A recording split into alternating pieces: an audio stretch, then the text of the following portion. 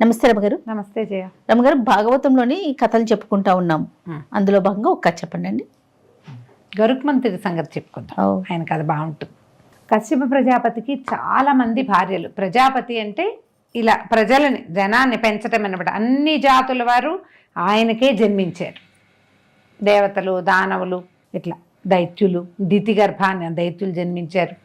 ఆ తర్వాత బాల వంశంలోనే ధనువు జన్మించారు. తర్వాత సర్పాలని, పక్షులని, అన్ని జాతులు కూడా కశ్యప ప్రజాపతే తండ్రి మనకి. అన్ని జాతులకి భార్యలు వేరే వేరే, ఒక్కొక్క భార్య నుంచి ఒక్కొక్క రకపు సంతానాన్ని పొందాడు ఆయన. ఆ సంతానానికి ఆయన మహర్షి, బ్రహ్మవేత్త. ఈ కశ్యప ప్రజాపతికి ఇద్దరు భార్యలు, వినుత, కద్రువ. వీళ్ళిద్దరూ జోడు, కలిసి తిరిగేవాళ్ళు. అయితే వీళ్ళిద్దరూ భర్తని ఎట్లాంటి సంతానాన్ని కోరుకున్నారంటే, కద్రువేమో ఏమంది, నాకు బలవంతులైన వాళ్ళు, సన్నటి పొడుగాటి శరీరం ఉన్నవాళ్ళు, ఎక్కడికైనా వెళ్ళిపోగలిగేవాళ్ళు, ఇలా పర్టికులర్గా కోరుకుని సంతానాన్ని కోరుకుంది. 10,000 మంది. అయితే ఈ వినుత మాత్రం ఇదంతా ఆలోచించి ఇట్లా కాదు అనుకుని, అమిత బలవంతులైన వాళ్ళు, మహాపరాక్రమవంతులు, బలవంతులు, ఇలాంటి వాళ్ళు, వీళ్ళు తప్ప ఎవ్వరూ లేరన్న ప్రత్యేకత ఉన్న సంతానం కావాలి అని ఈవిడ కోరుకుంది.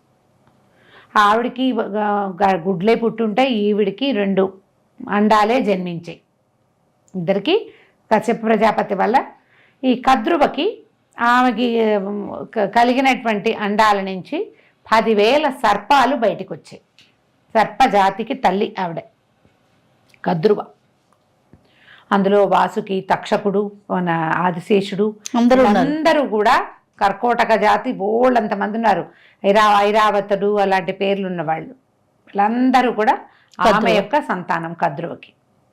అయితే ఈ వినుతకి 2 అండాలు జన్మించి, ఆమె ఎంతకాలమో ఆ అండం పగిలి అందులోంచి శిశువులు బయటకు వస్తారని వేచి వేచి వేచి ఉండి, ఇక ఉండలేక ఒక గుడ్డుని పగలగొట్టేసింది ఆవిడ. కొట్టేసేసరికల్లా అందులోంచి ఎట్లా వచ్చి, అది మావలేదో ఇంత అంది కాదట, పెద్దదట, పెరిగింది. అందులోంచి మహాబలవంతుడు, అద్భుతమైన తేజస్సు కలిగినవాడు, చాలా అద్భుతమైన శిశువు జన్మించాడు. కానీ అతనికి నడుం కింద భాగం లేదు, కాళ్ళు లేవు, నడుం వరకే ఉంది, కింద భాగం లేదు. అందుకని అనూరుడు, ఊరువులు లేనివాడు, తొడల భాగం లేదు, తొడలు కాళ్ళు లేవు. ఆయన జన్మించడంతో జ్ఞానిగా జన్మించాడు. ఆయన తల్లిని కాస్త మందలించాడు. నీ తొందరపాటు వల్ల ఇట్లా కాళ్ళు లేని వాడిని అయిపోయాను నేను ఇంకా ఇలాగే ఉండాలి. నువ్వు ప్రత్యేకమైన సంతానం కావాలనుకున్నావు, ఈ ప్రత్యేకతతోటి నన్ను ఇట్లా పుట్టించావు. ఈ 2వ అండాన్నైనా సంరక్షించు. పూర్తిగా హ్యాచ్ అయ్యేదాకంటే పొదిగే సమయం అంతా కూడా నువ్వు ఈ సంతానాన్ని కనుక జాగ్రత్త పెట్టుకుని ఉంచుకుంటే అప్పుడు నీకు మంచి కుమారుడు జన్మిస్తాడు అని చెప్పి తల్లిని మందలించి, తర్వాత కశ్యప ప్రజాపతి తండ్రి అయిన ప్రజాపతి అనుజ్ఞతోటి సూర్యుడికి వాహన చోదకుడుగా వెళ్ళిపోయాడు. ఆయన సూర్యుడికి ముందు రథసారథిగా ఉన్నవాడు ఈ వినుతకి పుట్టినటువంటి మొదటి శిశువైన అనూరుడు. ప్రజాపతి యొక్క సంతానమే. ఈ ఆదిత్యుడు కూడా, సూర్యుడు కూడా ప్రజాపతి సంతానంగానే చెప్తారు. అదితి కుమారుడు ఆయన, అందుకని ఆదిత్యుడు అంటారు. వాళ్ళంతా దేవతలందరూ కూడా అదితి యొక్క సంతానం. తన అన్నదమ్ముడే, కజిన్ బ్రదర్ అనుకో, స్టెప్ బ్రదర్, ఆయనకి రథసారథిగా వెళ్ళి అక్కడ ఉండిపోయాడు. ఇక ఈ 2వ గుడ్డుని కాపాడుతూ ఉంది అవల, అట్లాగే ఉన్నది. అయితే ఏమైందట, ఒకనాడు వినుత, కద్రువ ఇద్దరు కలిసి మన సముద్ర తీరంలో షికారుకి వెళ్ళారు. షికారుకి వెళ్తే దూరంగా ఉచ్చైశ్రవం అనే ఒక గుర్రం కనపడింది. ఈ ఉచ్చైశ్రవం ఎక్కడి నుంచి వచ్చింది? పాలకడల నుంచి పుట్టింది. గుర్రం కనపడితే ఎంత బాగుందో, గుర్రం ఎంత అందంగా ఉంది, ఎంత బాగుంది, ఆ తోక ఎంత తెల్లగా ఉంది, ఎంత నల్లగా ఉంది అని మాట్లాడుకున్నారు. ఉచ్చైశ్రవం తెల్లని గుర్రం, తోక మాత్రం నలుపంటుంది కద్రువ. ఆ పూట ఏమైంది, వీళ్ళు వెళ్ళే సమయం సాయం సంధ్య, కనుచీకటిగా ఉంది, వాళ్ళకి బాగా కనపడలే. కానీ వినుత మాత్రం ఆ గుర్రము తెలిపే, దాని ఆయన యొక్క తోక కూడా, ఉచ్చైశ్రవం తాలూకు తోక కూడా తెలిపేనని నమ్మింది వినుత. కద్రువ కాదు అది నల్లగా ఉంది, నాకు కనపడింది, తోక నల్లగా ఉంది అని. ఈ తెలుపా నలుపా అని అక్క చెల్లి సవతులు ఇద్దరు, అక్క చెల్లెళ్ళు ఇద్దరు వాదించుకున్నారు. వాదించుకున్నాక సరే రేపు పగటి వేళ చూద్దాం, నేను చెప్పింది నిజమైతే నువ్వు నాకు దాస్యం చేయాలి, నువ్వు చెప్పింది నిజమైతే నేను నీకు దాస్యం చేస్తానని పందెం వేసుకున్నారు. అంటే ఇంటికి వెళ్ళిపోయారు. ఈ కద్రువకి ఏమనిపించింది, ఒకవేళ కానీ తెలుపు అయితే నేను ఎవరితోకి దాస్యం చేయాల్సి వస్తా కదా అని చెప్పి తన కుమారులందరినీ పిలిచింది, సర్పాలని పిలిచి వాళ్ళతో ఏం చెప్పిందంటే, నేను మీ పెంతల్లి ఒక పందెం వేసుకున్నాం, మరి ఉచ్చైశ్రవం తాలూకు తోక తెలుపో నలుపో తెలియకుండా ఉంది, రేపు ఉదయం వెళ్ళి చూస్తాం, మీరందరూ వెళ్ళి ఆ ఉచ్చైశ్రవం తోకని పట్టుకుని ఉండండి, ఉంటే నల్లగా కనపడుతుంది, సర్పాలు నల్లటివి, అప్పుడు నేను పందెం గెలుస్తాను, లేకపోతే నాతో పాటు మీరు కూడా ఊడిగం చేయాల్సి వస్తారు మీ పెంతల్లికి అన్నది. అనేసరికల్లా ఈ కుమారుల్లో కొంతమంది, నువ్వు ఈ పందెం వేయటమే తప్పు, పందెం వేయకూడదు, చూసా ఊరుకోవాలి, ఈ పందెం వేసి నువ్వు చేసిన పందానికి మమ్మల్ని అధర్మంగా ప్రవర్తించమంటావేమిటి, ఇట్లా ఒక నిజాన్ని అబద్ధం చేయటం ఎట్లా, అది తప్పు, మేము చేయమన్నారు. ఆవిడ బతిమలాడింది, ఆ పిల్లలు వినకపోయేసరికల్లా ఆవిడ మహాకోపంతో ఏమందంటే, ఎదవలారా నా మాట వినరా మీరు, జనమేజయుడు చేసే సర్పయాగంలో పడి చావండి పోండి మీరంతా అన్నది. జనమేజయుడి కథ ఎప్పటిది, మహాభారతం నాటిది. ఇది కృతయుగం నాటి కథ, 2 యుగాల ముందు జరిగింది ఇది. ఆవిడ శపించింది కుమారులని. ఈ వాళ్ళల్లో కొంతమంది అమ్మాయి మాట వినడానికి ఒప్పుకున్నారు, కర్కోటకుడు ఇలా కొద్దిమంది ఒప్పుకున్నారు. ఈమె సంతానంలో పెద్దవాళ్ళు ఆదిశేషువేమో విష్ణువుకి శయ్యగా ఉండటానికి వెళ్ళిపోయాడు, వాసుకేమో శివుడికి భూషణంగా ఉండటానికి వెళ్ళిపోయాడు. వాళ్ళకి దీంతో సంబంధం లేదు. మిగిలిన జాతుల్ని ఆవిడ శపించింది. దాంతో వీళ్ళు చిన్నపిల్లలు కొంతమంది మేం చేస్తామని అమ్మని ఒప్పించుకున్నారు. మర్నాడు ఉదయం అక్క చెల్లి ఇద్దరు కలిసి మళ్ళీ సముద్ర తీరానికి వెళ్ళారు. ఉచ్చైశ్రవం దూరంగా కనపడింది. ఈ సర్పాలకు తెలిసిపోయింది, ఈ తోక తెలిపే మనమ్మ ఓడిపోతుంది కాబట్టి చరచరా పాక్కుంటూ వెళ్ళి ఆ తోకను పట్టుకుని ఉన్నాయి. దూరం నుంచి చూసేసరికి ఉచ్చైశ్రవం దగ్గరికి వెళ్ళి ముట్టుకోవడానికి ఏం వీల్లేదు, ఏదో ఆ మేర మనం చూడగలిగే మేరలో నుంచుంటుంది. వీళ్ళు చూస్తే తోక నల్లగా ఉంది. వినుత హతాసురాలైపోయింది. ఏం చేయను, ఇప్పుడు ఇక దాస్యం చేయక తప్పదు, పందెం వేసుకున్నాగా. అప్పటి నుంచి ఆవిడ సవితి కుమారులని సేవించడం మొదలుపెట్టింది. ఆ పిల్లల్ని సేవించేది, సవితిని కూడా సేవించేది, దాసిగా ఉంది. కొన్నాళ్ళకి ఆమె దాచిపెట్టిందిగా రెండో అండం పగిలి దాంట్లోంచి పదునైన ముక్కు, మహాబలశాలిగా ఉండేటువంటి భుజాలు, పెద్ద పెద్ద బంగారపు రెక్కలు కలిగి ఉన్నటువంటి ఒక కుమారుడు జన్మించాడు. సుపర్ణుడు అన్నారు, చక్కటి రెక్కలు కలిగినవాడు. ఈ కుమారుడు గారు చాలా గొప్ప సంతోషించింది. కానీ ఏముంది, తనతో పాటు తన కొడుకు దాస్యం చేయవలసింది. ఇక తల్లితో పాటు తల్లికి శ్రమ లేకుండా ఈ పుట్టిన కుమారుడు కూడా సుపర్ణుడు గరుత్మంతుడంట, ఆయన సేవించడం మొదలుపెట్టాడు. ఈ సర్పాలని, రెక్కలున్నాయి, ఎక్కడికైనా ఎగిరిపోగలడు, పావులు ఎక్కడికైనా వెళ్ళాలంటే సర్ప సోదరులు వాళ్ళందరినీ భుజాల మీద ఎక్కించుకోవటం, తీసుకుపోవటం, సేవ చేయటం, వాళ్ళని తీసుకెళ్ళటము, తీసుకురావటము, వాళ్ళని ఎత్తుకోవటము, వాళ్ళకి ఏ పని కావాలన్నా చేసి పెట్టడం. ఇక కొండ మీద నుంచి కోతి కావాలన్నా సుపర్ణుడు ఉన్నాడు, తెస్తాడు. ఇక సేవించి ఆయన విరక్తి పుట్టింది. ఎప్పటికి ఇది తల్లిని అడిగి ఎందుకమ్మా మనం ఈ సేవ చేస్తున్నామంటే అప్పుడు చెప్పింది, ఇలా పందెం వేసుకున్నాము, ఈ పందెంలో ఇట్లా జరిగింది, పందెంలో నేను ఓడిపోయాను కాబట్టి నేను దాస్యం చేస్తున్నాను, నాతో పాటు నువ్వు కూడా అనేసరికి ఎట్లాగైనా ఇందు నుంచి తప్పించుకోవాలి. అప్పుడు వెళ్ళి కద్రువని అడిగాడు, అమ్మా మా అమ్మ నేను ఇద్దరం ఈ దాస్యం నుంచి బయటపడాలంటే ఏం చెయ్యాలో చెప్పు, నీకేం కావాలో చెప్పు, నీ కోరిక తీరుస్తాను, మా అమ్మని వదిలిపెట్టేసి నన్ను కూడా వదిలేసేను. ఈ కద్రువ అప్పుడు కోపంలో ఏం చేసింది, పిల్లల్ని శపించింది, మీరందరూ పోయి జనమేజయుడి సర్పయాగంలో పడి చావండోయ్ అన్నది. ఇప్పుడు పిల్లలు చచ్చిపోతారని బెంగగా ఉంది ఆవిడ, తన వంశం పోవదు, కావాలని కన్నా సంతానం కదా. అయితే ఏమంది, నువ్వు అమృత భాండం తెచ్చిపెట్టు, నాకు అమృతం తాగితే తన కుమారులు అమరులవుతారని, వాళ్ళని జనమేజయుడి సర్పయాగం ఏమీ చేయదని నమ్మి కద్రువ నువ్వు అమృత భాండాన్ని గనక పట్టుకొచ్చిస్తే నా కుమారులకి మరణం నుంచి విముక్తి, నా శాపమే అది విముక్తి అయిపోతుంది, పట్టుకొచ్చి ఇవ్వు, అప్పుడు నువ్వు మీ అమ్మ ఇద్దరు వెళ్ళిపోండి. సరే, ఈయనకి స్వర్గానికి వెళ్ళి అమృతం దేవాలి.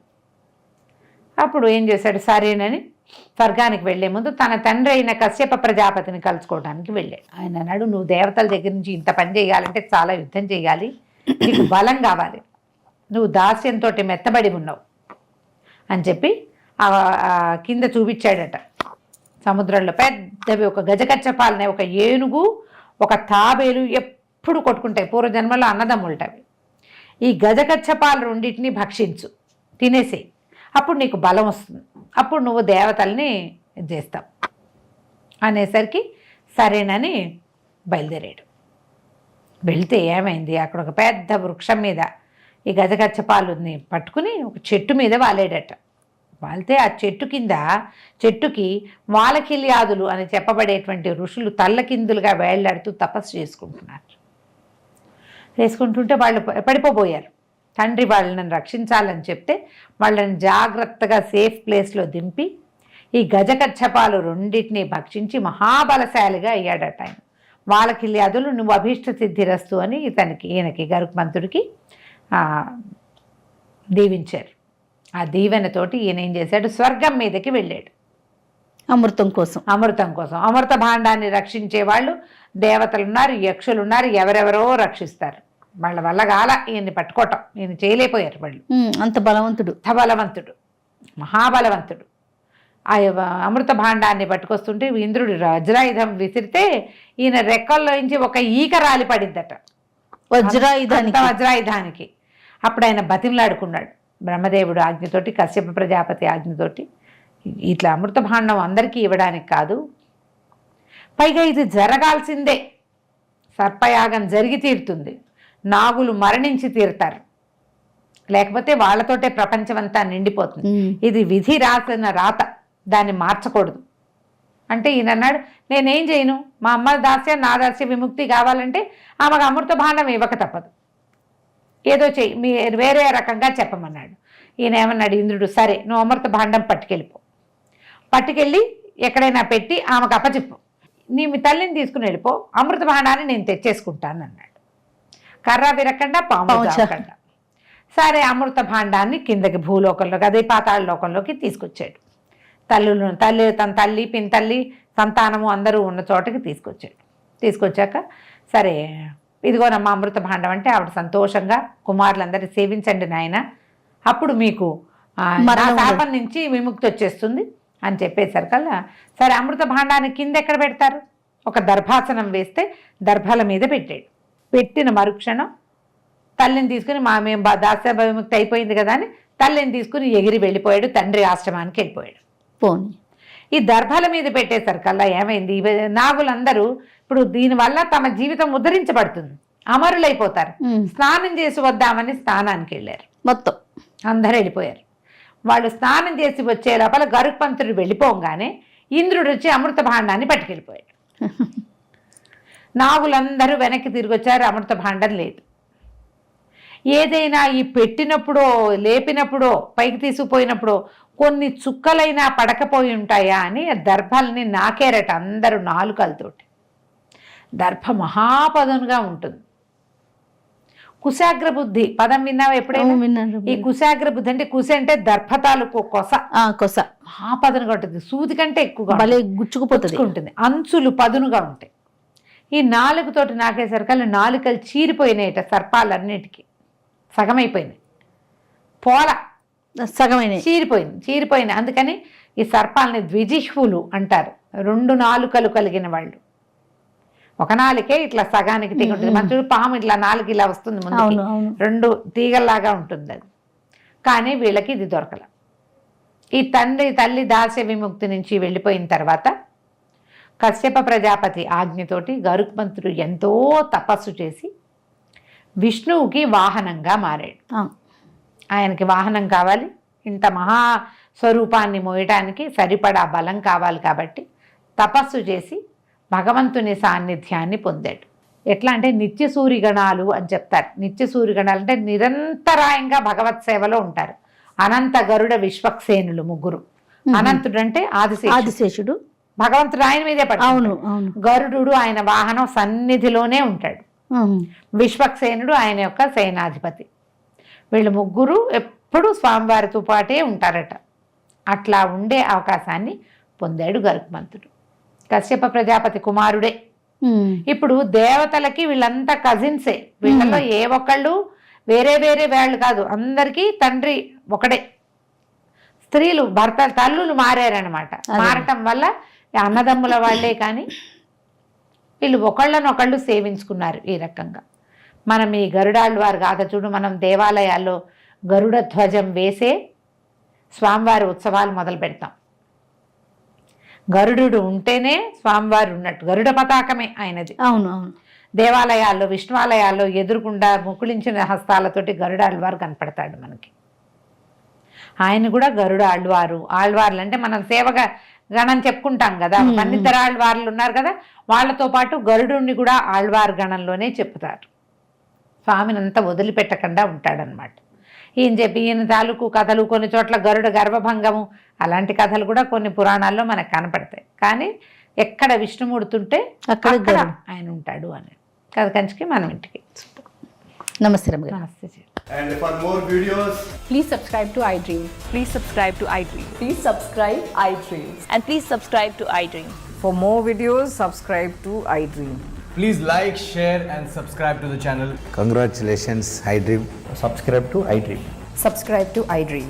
So subscribe to iDream Media. iDream ki iDream team andarki huge congratulations. Please subscribe iDream Media. Please subscribe to iDream. Subscribe iDream. Please subscribe to iDream. iDream అంటే నా కళల ఛానల్ను సబ్స్క్రైబ్ చేసుకున్నారు. నోరు తిరుగుతలేదు, మీరైతే గంట గుర్తు కొట్టండి. For more such videos, please subscribe to iDream. Subscribe to iDream. Please subscribe to iDream. Please subscribe iDream Media. Please do subscribe to iDream. Please subscribe to iDream Media. For best entertainment and information, please subscribe iDream. And don't forget to subscribe to iDream.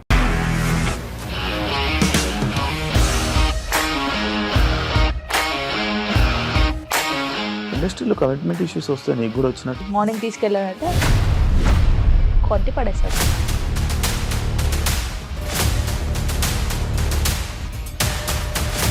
ఒక్కళ్ళు కూడా చూడలేదు ఈ cinema అని చెప్పడానికి కూడా చాలా ధైర్యం కావాలి. అది నిజం కదా, దాంట్లో ధైర్యం ఏంటి? ఇది నెక్స్ట్ డే ప్లేట్ మార్చేస్తే తప్పు కదా. As of now, we are comfortable this అని నేను అనుకుంటున్నాను. రష్మిక గారిది మీది ఒకే ఊరు అంట కదా. నీకు కోపం వచ్చిందంటే బాగా తిట్టేత్తరా? తిట్టేద్దామండి. నిజంగా గేమ్ ని ఎలా చేంజ్ చేయగలిగారు? ఏపీఎస్ఎఫ్సి వాళ్ళకి 6 నెలల్లో నేను 6 లక్షలు కట్టా. బిజినెస్ చేయాలనుకుంటే it is as difficult as riding a tiger.